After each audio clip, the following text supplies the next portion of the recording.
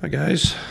Uh, Great opportunity tomorrow with Michigan coming in, number 2 ranked team in the country, a team that um,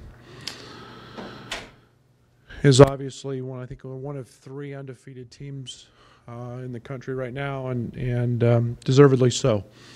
When you look statistically, they're very good on both ends of the court. I've been very, very impressed watching this team defensively. They're all in sync, and that's pretty special. Played this team 2 years ago in the NCAA tournament, and it's quite remarkable because I think Xavier Simpson is their MVP.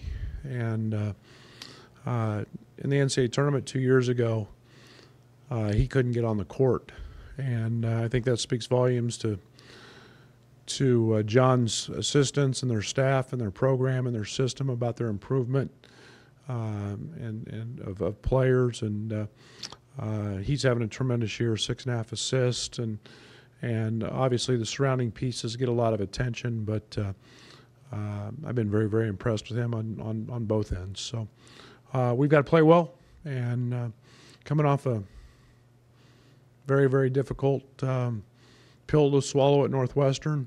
Did a lot of things well in a game where a lot of teams made really good plays. They just happened to make one more than us and the last one. But I'm excited about our growth, and I thought we got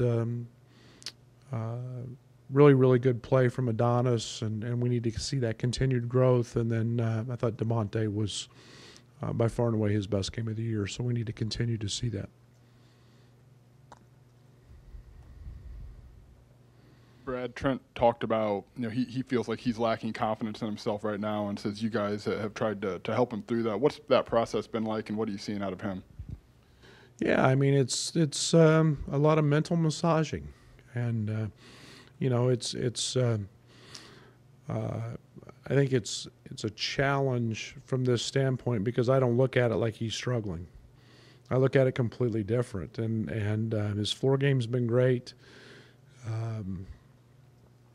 I think it's one of those deals that when you feel that way, you just get yourself in the gym and you work your way out of it. That's what I basically told him is, you've got to get where you feel comfortable again, and that's whether it's massaging the ball, shooting the ball, whatever it is that helps you. And then,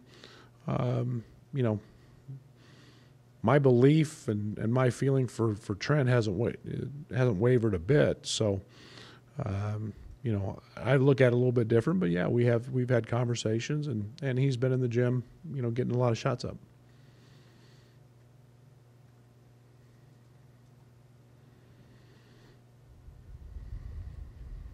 Michigan has pretty much just totally rebuilt its defense in the last couple of years, and it's become maybe their biggest strength. What do they do particularly well where they're, obviously top 2-3 in the country?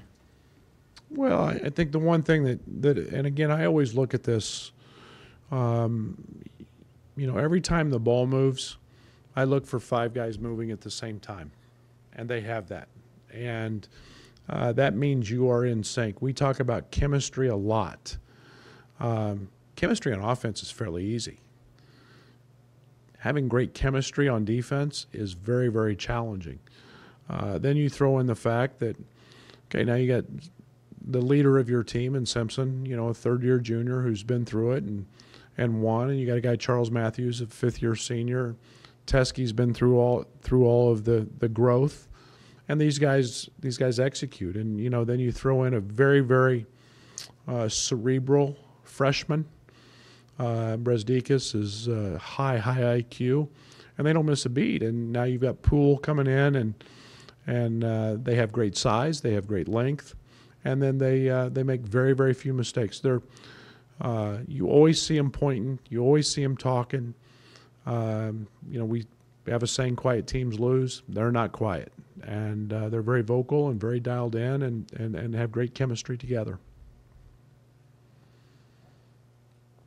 Outside of the ranking, are there parallels you can draw in this game to what you guys did in Maui against Gonzaga? Not really. I think they're different teams. They play different. Not that Gonzaga isn't as good in the half court. They just different styles. Gonzaga was a team that flew it up the court and didn't have a true center, so to speak. And Michigan Teskey's turned into a really good player, averaging 8.5, 9 a game, and steps out and shoots threes. He's a terrific screener. They're a little more methodical in the half court maybe than the Zags were, but and if you look at it by ranking, that's really about the only comparison.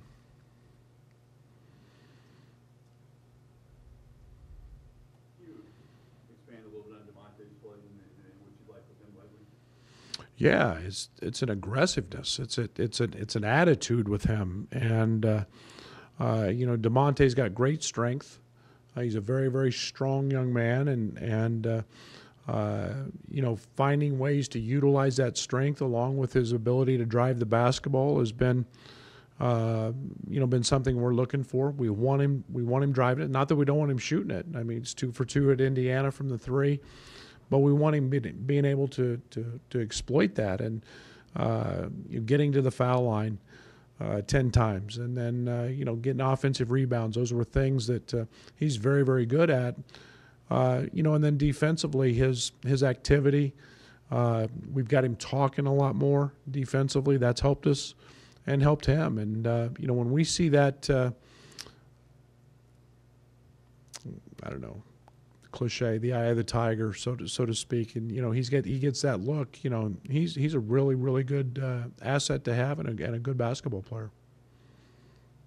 With Adonis maybe becoming more confident and comfortable, to have him and Georgie both as legitimate post options, how does that maybe change or add to what you can do offensively? It sure adds. I think the one thing that we've continued to try to do is find that balance, where it's not 33s and no free throw attempts, and I think there's a mindset when you throw the ball to the interior. It's an aggressive one, and I really liked our balance against Northwestern and free throw attempts and throwing the ball inside, and AD did an unbelievable job of.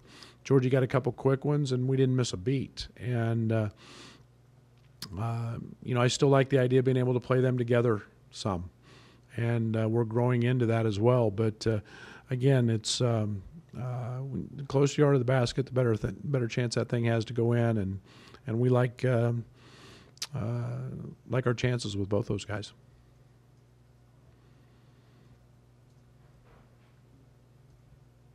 Coach, when you played them at Oklahoma State, they had one of the slower tempos in the country, yet obviously a lot of points scored in that game. But when you have the contrast of styles, how important is it to yours to win out as far as dictating the pace in a game like this? I think we're really, really similar.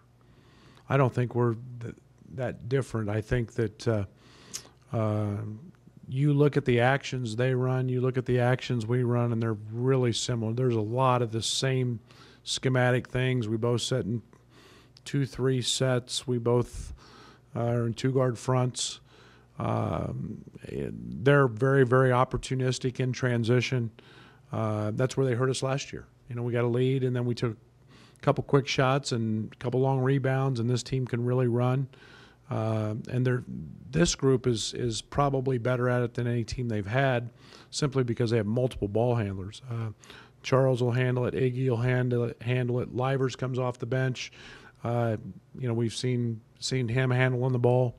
Really, the only guy who doesn't is Teskey. So this is a pretty up-tempo team. Now, when they don't have it, they're going to get to the third side, and they're going to try to execute and do those things. But I think we're really similar in what we want to do. And they just right now are doing it at a very, very high level.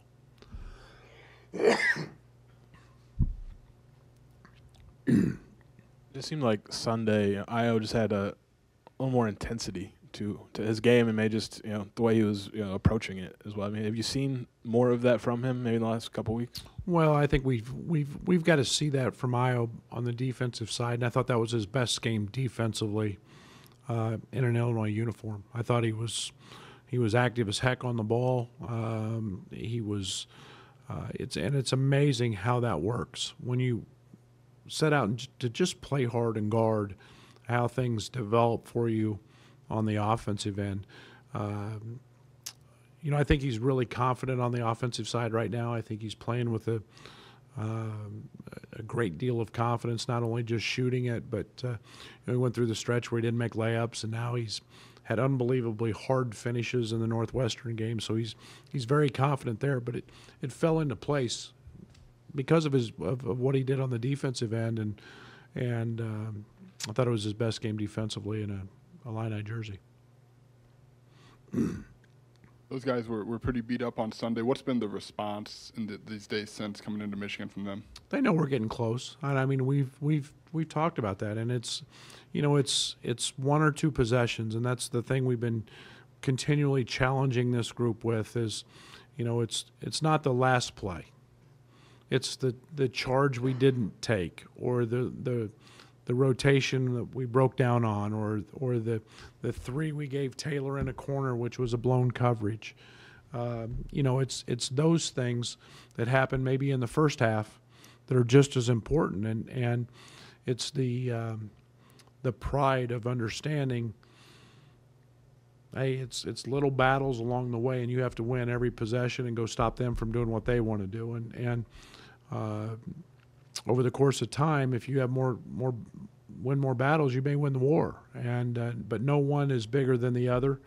We talked about that. We played a very good team, very veteran team, and had a chance. They made the last play. They made the last two, actually. They got offensive rebounds and made the last two plays and won the ball game that way.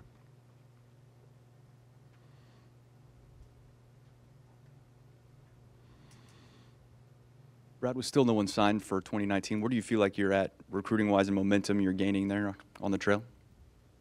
Well, it's hard to talk about recruiting, because you can't talk specifically. I love what we're doing. I love the guys that we have on staff and what they're out evaluating and looking for. I think that momentum is can go both ways. So I think we're headed in the right direction, and we're finding the pieces as we continually evaluate that we need to, and obviously still actively involved in that process.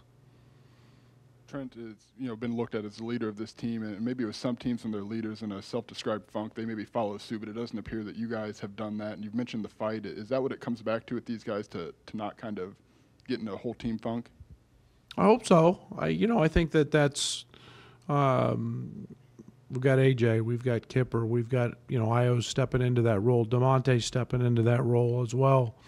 I don't think we're a team that is one guy that just leads us. I think we're a collective group in the locker room. I think that Georgie's got a dominant personality, and it's hard with him to ever be down because he's a glass half full guy, and he's always revved up, and that's really positive. That's good when you're growing and learning, and Georgie may understand that better than anybody else. And but he's I don't think it's just Trent. I think it's a group of guys leading us, and like I said after the game, I love our locker room. These guys are passionate. They care. They want to do the right things. They continually keep working, and we've had a well-described tough road. But boy, they've continued to grow from it and learn from it, and we keep growing and getting better. Thanks, guys.